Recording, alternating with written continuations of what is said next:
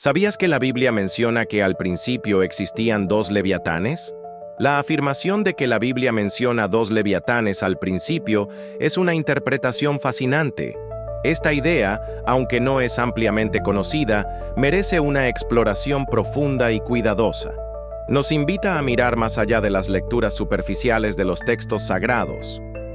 Es cierto que la Biblia sí habla del leviatán en varios de sus libros. Sin embargo, la noción de la existencia de dos leviatanes desde el principio no se menciona explícitamente en la mayoría de las traducciones bíblicas. Tampoco es una enseñanza común en los análisis teológicos tradicionales. A pesar de esto, la interpretación de ciertos pasajes bíblicos puede sugerir esta posibilidad. Esta perspectiva surge de un estudio detallado de las palabras y los contextos. La comprensión de la mitología antigua también puede ofrecer una luz sobre esta intrigante idea. El leviatán es una criatura marina monstruosa que aparece en la tradición bíblica. A menudo se le describe como un dragón o una serpiente marina de proporciones colosales. Su presencia en las Escrituras es imponente y misteriosa. Se le menciona principalmente en el Antiguo Testamento, en libros poéticos y proféticos. Libros como Job, Salmos e Isaías hacen referencia al leviatán, cada uno aportando una faceta diferente de su naturaleza. Estas descripciones son ricas en simbolismo. La descripción del leviatán es a menudo simbólica, trascendiendo la mera zoología. Representa el caos primordial, las fuerzas desordenadas que existían antes de la creación divina. Es una encarnación de la anarquía.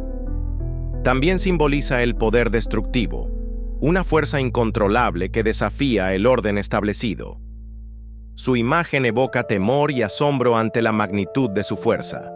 Es un recordatorio de las potencias que Dios domina. Además, el leviatán representa la oposición a Dios, una criatura que se alza contra la soberanía divina. Su derrota por parte de Dios es un tema recurrente. Simboliza la victoria del orden sobre el desorden. La idea de dos leviatanes podría derivarse de la interpretación de pasajes sobre la creación. Algunos estudiosos sugieren que ciertos textos aluden a una dualidad en las fuerzas primordiales. Esto abre una nueva dimensión a la narrativa del Génesis. También se relaciona con el control de Dios sobre las fuerzas del caos.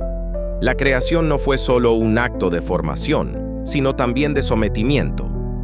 Dios establece su dominio sobre todo lo existente. El Salmo 74, versículos 13 y 14, es un ejemplo clave que alimenta esta interpretación. Este pasaje describe la intervención divina en la creación. Es un texto poético de gran profundidad. Este salmo dice que Dios aplastó las cabezas del leviatán en las aguas. La palabra cabezas, en plural, ha llevado a algunos a considerar la posibilidad de múltiples entidades. Esto sugiere una victoria decisiva sobre el caos. También menciona que Dios lo dio como alimento a las criaturas del desierto. Esta imagen es poderosa y enigmática. Podría simbolizar la completa aniquilación o el sometimiento de estas fuerzas. Esta imagen puede interpretarse como una lucha primordial entre Dios y el caos. Antes del orden, existía una batalla cósmica. Dios emerge victorioso, estableciendo su soberanía. El caos está representado por el leviatán en esta interpretación, o por los leviatanes. Son las fuerzas indomables que Dios debe dominar para establecer el cosmos. Su derrota es fundamental para la creación. La Biblia, en su contexto cultural, toma prestados elementos de la mitología antigua. Los escritores bíblicos a menudo utilizaban imágenes y conceptos familiares para sus audiencias. Esto no disminuye su mensaje teológico. La mitología antigua a menudo presenta batallas cósmicas entre dioses y monstruos. Estas narrativas eran comunes en el cercano Oriente. Reflejaban las preocupaciones humanas sobre el orden y el desorden. Estas batallas son entre dioses y monstruos marinos, que encarnan el caos primordial. Ejemplos como Tiamat en la mitología babilónica son paralelos. Estas historias resonaban en la cosmovisión de la época. En algunas culturas, existían múltiples monstruos marinos, no solo uno. Estos seres representaban diferentes aspectos del caos y la destrucción. Su derrota era necesaria para la estabilidad del mundo. Estos monstruos representaban diferentes aspectos del caos, como la sequía, las inundaciones o la oscuridad. Eran personificaciones de las amenazas naturales.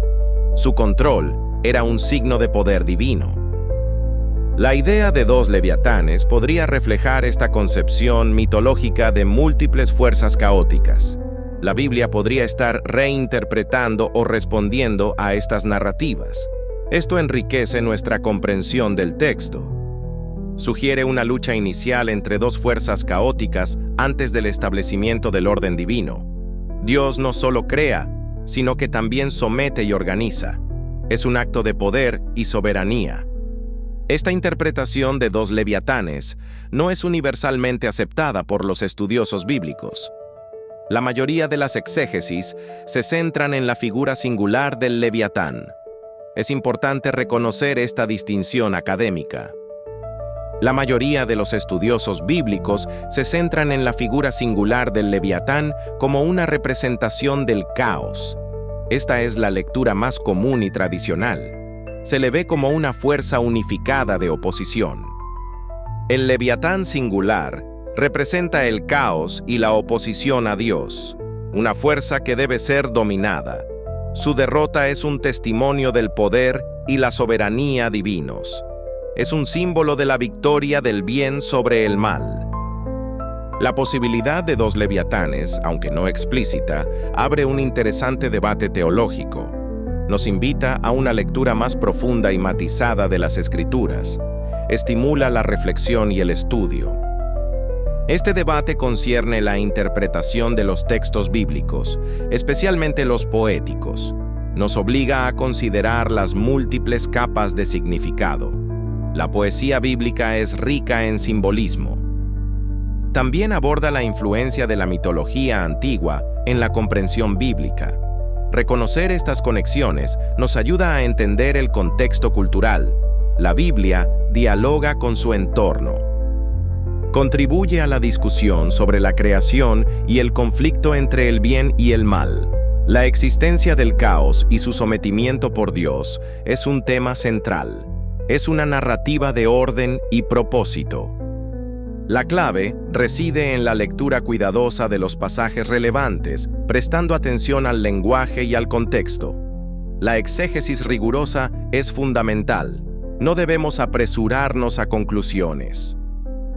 Es importante considerar diferentes perspectivas teológicas, incluso aquellas que difieren de la nuestra. El diálogo y el respeto por otras interpretaciones enriquecen el estudio. La verdad es multifacética.